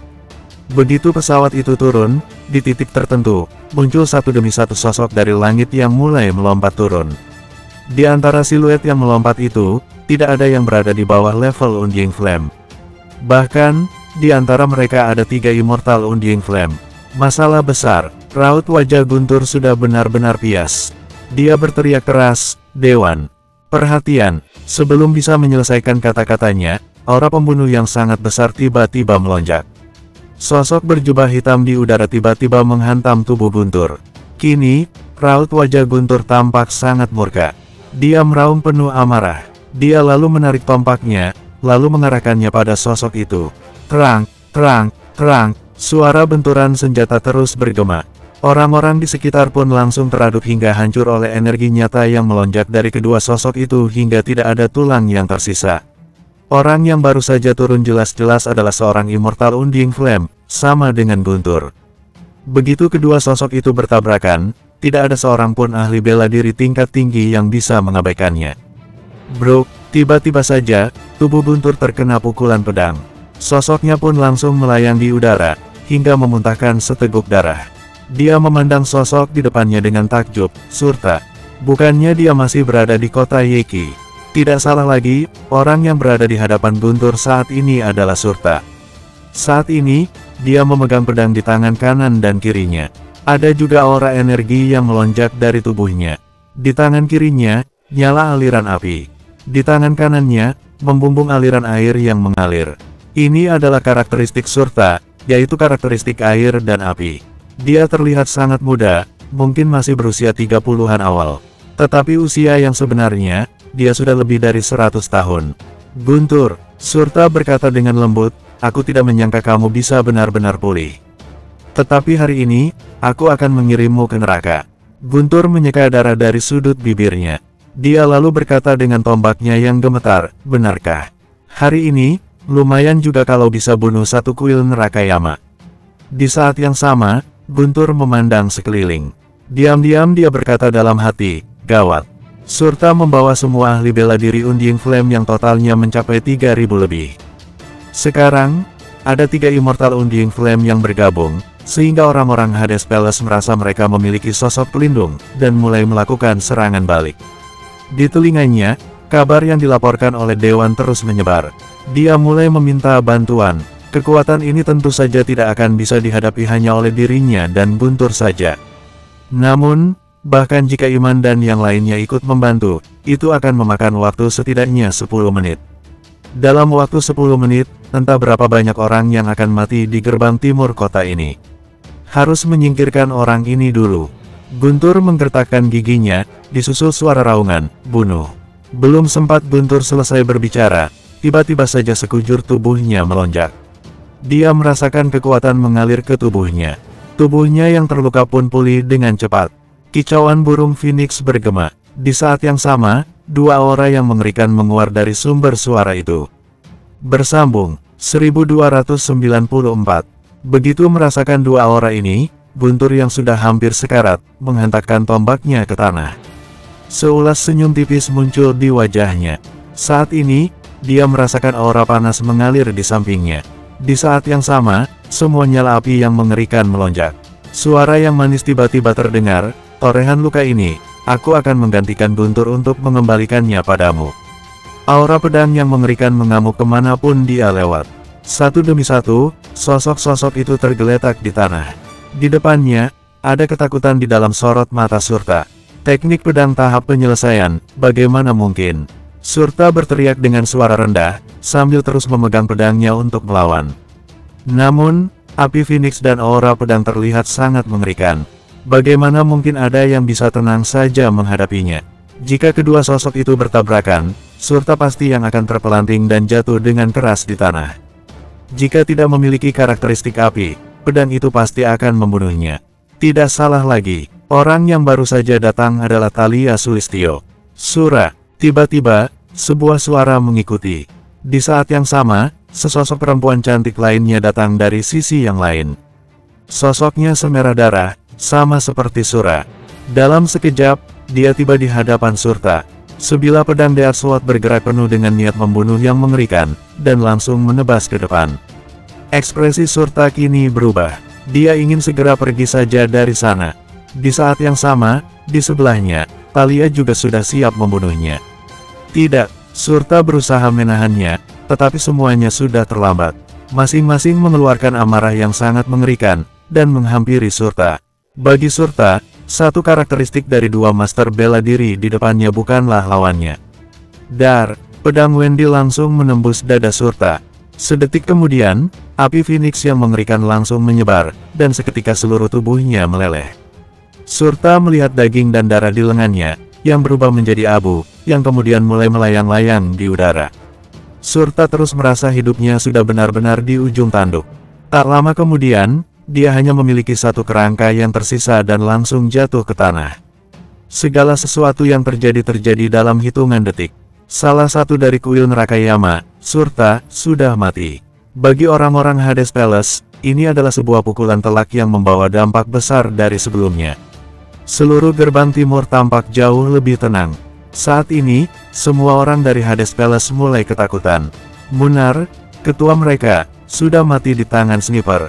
Akhirnya, susah payah menghadirkan salah satu kuil neraka Yama, justru dibunuh dengan mudahnya orang dua wanita berpedang.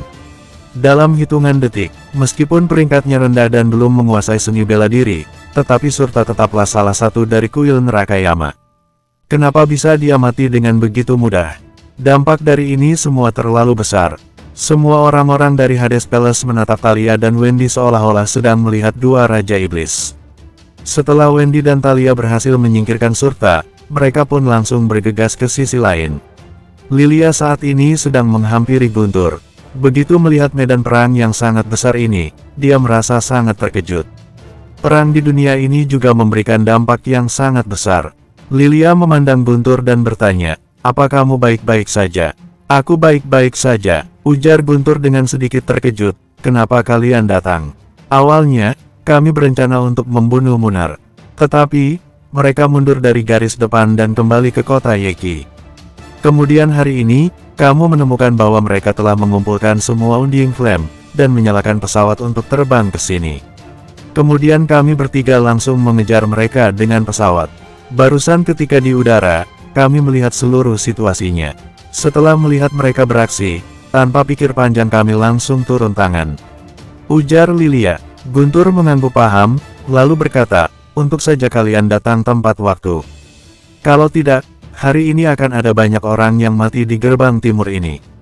Tetapi sekarang, meskipun Surta sudah berhasil dihancurkan, masih ada ribuan orang pasukan mereka. Pasukan kita hanya tersisa 2.000-an. Tekanannya masih sangat besar. Kita harus terus menyerang. Begitu mengatakannya, Guntur segera mengambil tombaknya, dan mulai merangsek ke tengah-tengah kerumunan perang. Di tembok kota, Dewan sedang berkomunikasi dengan Iman. Iman pun berkata dengan marah, "Apa yang terjadi?" "Dewan, jelaskan." "Surta membawa ribuan orang ke sini." Dewan menelan ludahnya, lalu berkata, "Tetapi, Thalia dan Wendy datang untuk menyerang sampai Surta mati. Situasinya sudah agak stabil. Thalia dan yang lainnya ada di sini." Iman bertanya dengan sedikit takjub, "Aku tidak tahu persis apa yang telah terjadi. Tetapi kamu bisa mengendalikan gerbang selatan terlebih dahulu, kemudian mencari cara untuk datang ke sini," ujar Dewan. "Kita harus menahan mereka." Suara teriakan dan benturan senjata di sekitar terus terdengar sangat keras. Setelah mengatakannya, Dewan tak lagi berbicara. Dia segera mengangkat senapan sniper di tangannya. "Hei, Kak Wendy dan Kak Thalia sekarang terlihat luar biasa," ujar Muci sambil melihat ke bawah. Dewan tidak menanggapi, dia hanya terus menarik pelatuknya tanpa henti. Di gerbang selatan, satu persatu musuh jatuh ke tanah. Ini adalah pembantaian sepihak. Damar dan Winston terlalu mengerikan. 10 menit kemudian, sudah banyak mayat yang tergeletak di tanah. Darah mengalir bagai sungai merah yang memenuhi area itu. Orang-orang dari Hades Palace hanya bisa mematung di tempat, belum berani maju untuk membela teman-teman mereka. Damar menatap Winston dan berkata, "Winston, aku serahkan sisanya padamu. Aku akan membereskan Hogrid dulu." "Oh iya, Pak Tua, tadi ada apa?" Iman berkata dengan suara rendah, katanya, "Surta membawa banyak pasukan ke gerbang timur. Tetapi, Wendy dan Talia juga datang untuk bergabung ke sana. Letak gerbang selatan dan gerbang timur cukup jauh. Damar hanya bisa mendengar teriakan pembantaian yang mengerikan. Dia sama sekali tidak menyadari situasi di tempat lain. Kalau begitu, cepat bantu mereka. Dengan begitu, kita akan memenangkan perang ini. Pupil mata Winston berkilauan. Baik, jawab Iman. Dia lalu meraung keras, 8 ksatria Night Watcher, ikuti aku menuju gerbang timur. Sementara itu, Damar menatap Hogreed yang masih bertarung dengan Bintang Fajar. Bintang Fajar tersenyum dan berkata, Hogreed, tidak ada orang lagi di sekelilingmu sekarang. Aku mengerti bagaimana kamu menggunakan karakteristikmu. Raut wajah Hogreed seketika berubah panik dan marah. Karakteristik okulasi serangan memerlukan beberapa waktu untuk mentransfer serangan yang dia terima. Saat ini, semua pasukan di sekeliling Hogreed sudah mati. Hampir tidak mungkin baginya untuk mengarahkan lukanya ke orang lain lagi. Untuk melawan Damar dan Bintang Fajar, Hogreed tahu kalau dia tidak memiliki banyak peluang. Namun, dia masih belum mau mati. Dia memandang Bintang Fajar dan berkata, Bintang Fajar, kamu tidak tahu seberapa kuatnya Sun sekarang.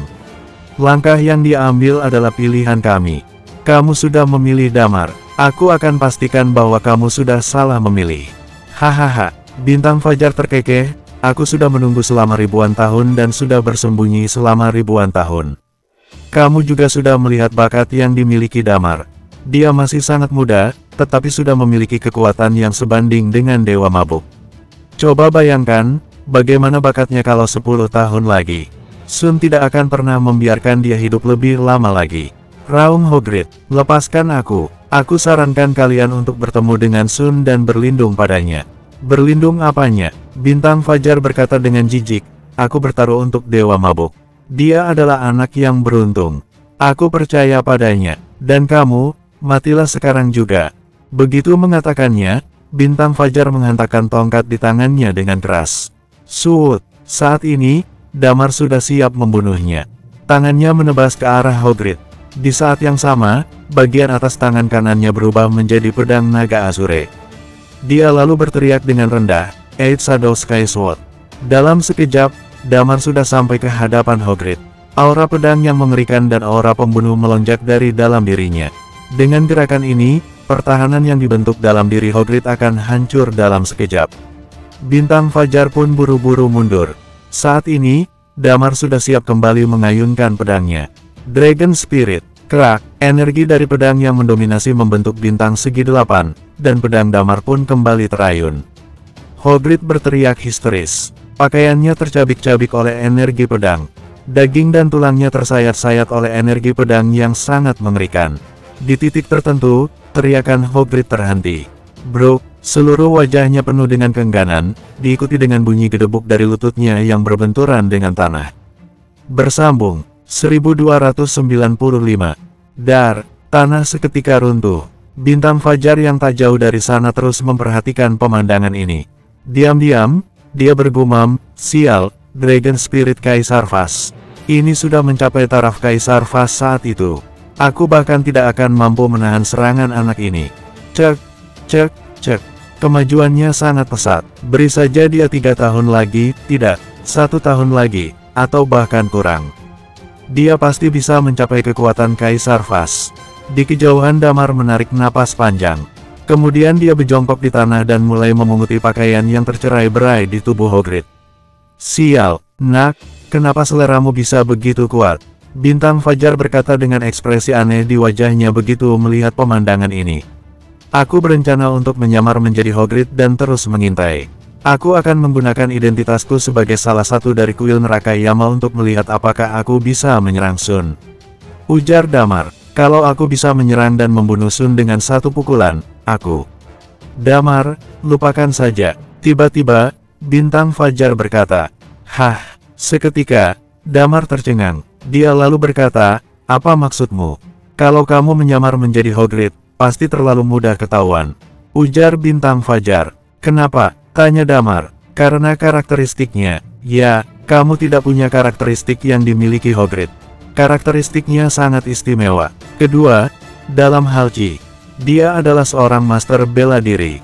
Chi-nya sangat kuat. Aku barusan memperhatikannya. Chimu pasti sangat berbeda dengan miliknya.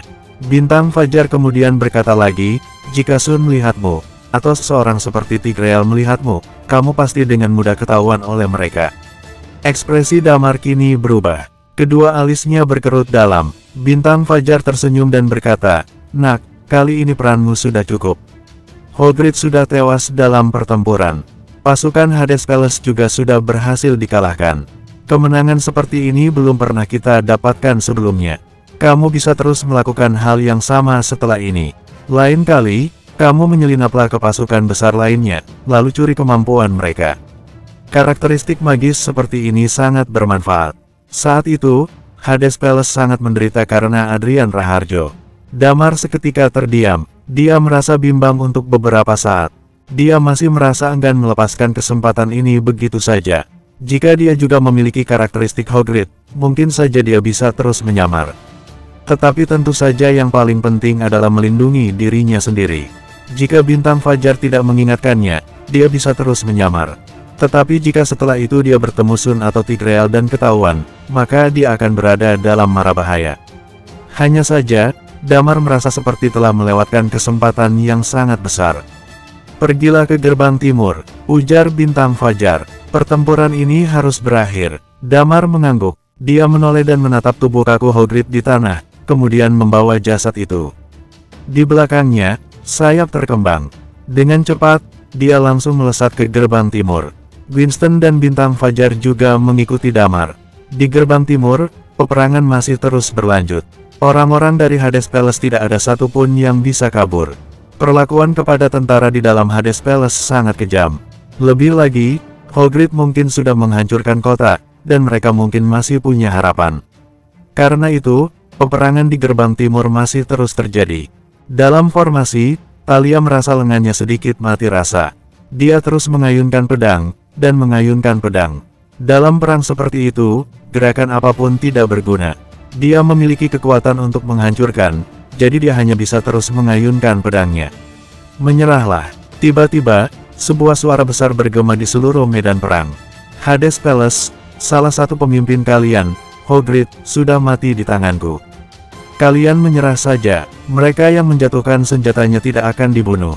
Suara itu bergulir di bawah tekanan amarah, yang terus bergema di seluruh medan perang. Di tengah-tengah perang, orang-orang mengalihkan perhatian mereka ke puncak tembok kota. Di atas, seorang pria mengenakan kostum Night Watcher dengan pedang di punggungnya, berdiri dengan gagah. Sebagian besar orang yang terlibat dalam perang adalah master bela diri tingkat atas. Panca indera mereka sudah berkembang. Mereka tentu saja memiliki penglihatan yang amat baik. Ketika mereka melihat menara kota di kejauhan, sesosok mayat jatuh di sana. Sementara itu, Damar berdiri di atas tembok kota. Damar, si pemilik tulang naga, sudah memenggal kepala Hogreed. Sementara itu, pemilik reinkarnasi dan pemilik tulang Phoenix sudah berhasil membunuh Surta. Hari ini, di depan kota Crescent, dua orang master dari kuil neraka Yama sudah gugur. "Mundur!" Di saat yang sama, Guntur berteriak rendah. Orang-orang dari Night Watcher dan Riemo perlahan-lahan mulai mundur. Pasukan dari Hades Palace dan binatang buas membentuk dua kubu dalam pertempuran ini. Entah sudah berapa banyak orang yang tewas. Tetapi, sesosok hitam berdiri di sana. Bayangannya terlihat sangat besar. Dan, orang-orang dari Hades Palace seketika terdiam untuk beberapa saat.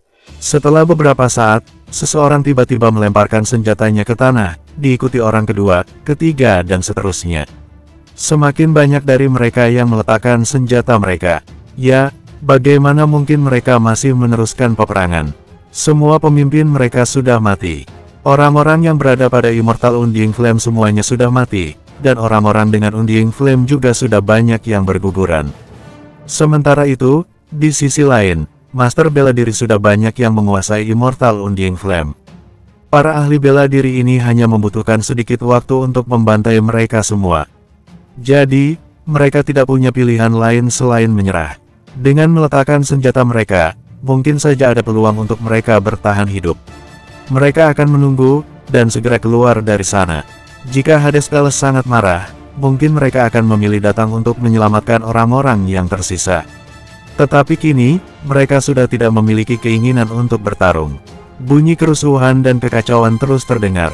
Trompet juga mulai terdengar. Binatang-binatang buas mundur dari area pertempuran. Kemudian, binatang-binatang itu mulai berlari ke arah pegunungan dan hutan di belakang mereka. Melihat hal ini, Damar diam-diam menghela napas lega. Jika dia terus bertarung, pasti akan ada banyak lagi korban dari sisi Night Watcher. Ini bukanlah sesuatu yang ingin Damar lihat. Night Watcher, kita menang. Guntur mengangkat tombaknya tinggi-tinggi sambil berseru. Kita menang, kita menang, kita menang. Kini, suara teriakan menggema di seluruh medan perang. Ada yang senang dan ada yang sedih. Pertempuran ini dimenangkan oleh Night Watcher, dengan memenggal dua pemimpin dari Hades Palace dan menghancurkan pasukan Hades Palace. Sementara itu, mereka mendapatkan tahanan yang tak terhitung jumlahnya. Ini adalah kemenangan yang tidak pernah didapatkan oleh orang-orang Driemo selama lebih bertahun-tahun. Ini juga merupakan kekalahan besar pertama dari Hades Palace sejak mereka ada di dunia ini. Ini adalah sebuah kegagalan yang mutlak. Sayangnya, dalam pertempuran ini, korban dari sisi Night Watcher juga sangat besar. Karena ini adalah sebuah peperangan besar, tidak ada jalan keluar. Dewan memperhatikan dengan seksama dan melihat setidaknya sepertiga dari pasukan Night Watcher dan tentara Driemo tewas dalam pertempuran ini. Ini adalah sebuah kemenangan. Tetapi meski begitu, terasa sangat menyedihkan. Aku punya pedang, masih berwarna merah. Aku punya sebilah pedang, yang bisa menghancurkan sangkar ini. Aku punya tombak rumbai merah, yang bisa membunuh naga. Tak lama kemudian, Dewan berdiri di atas tembok kota. Saat ini, dia tidak bisa menahan dirinya untuk tidak bernyanyi, sebagai ucapan selamat tinggal kepada para Night Watcher yang sudah gugur. Lagu itu dinyanyikan di pemakaman, sambil melihat teman-teman Night Watcher yang tewas dalam pertempuran. Tetapi saat ini, Dewan hanya bisa bergumam pelan. Di sampingnya, Damar melihat ke medan perang bahwa di bawah tembok kota, mayat sudah bergelimpangan di mana-mana. Seketika, Damar merasakan sengatan di dalam hatinya. Ini adalah perang yang paling menyedihkan. Di udara, bau terik matahari bercampur dengan darah. Tidak ada yang lain, tetapi saat ini, mereka tidak punya banyak waktu untuk berdua. Mereka harus segera menangani para tahanan ini. Iman dengan segera memerintahkan semua orang untuk melanjutkan pengepungan semua tahanan. Bagaimana mereka harus menangani semua tahanan ini adalah sebuah masalah yang besar. Damar berdiri di tembok kota, melihat ke bawah, dan bergumam, itu tidak akan berlangsung lama. Perang ini pasti tidak akan berlangsung lama. Berita mengenai pertempuran di kota Crescent menyebar dengan sangat cepat.